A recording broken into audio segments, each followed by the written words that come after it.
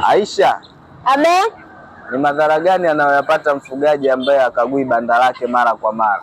Mfugaji asiyekagua banda lake mara kwa mara anaweza kupata changamoto kubwa sana. Kwanza, unawezaje kuwekeza gharama kubwa sana kwenye ufugaji alafu usio unakagua banda lake mara kwa mara?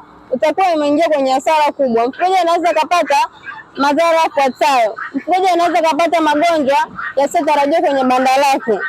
Lakini pia mfugaji asipenda kukagua banda lake mara kwa mara anaweza kupata changamoto ya vifo visivyotarajiwa. Kwa mfano, mfugaji anatumia taa za joto kulinda vifaranga wake wadogo. Pindi umeme utakapokatika na yeye yuko mbali, vifaranga wale watakusanyana kwa ajili ya kutafuta joto.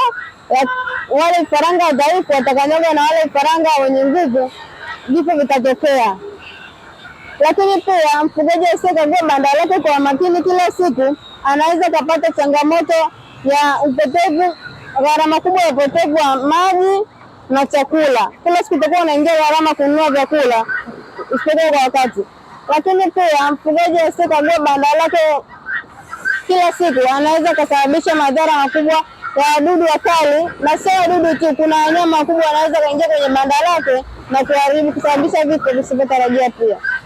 Hivyo basi, mfugaji, jenga mazoea kila siku kukagua banda lako ili kuongeza uzalishaji kwenye banda lako, lakini pia utapata faida kubwa sana utakapokagua banda lako kila siku. Hivyo basi, tunapokea oda za mayai, lakini pia tunatotolesha mayai.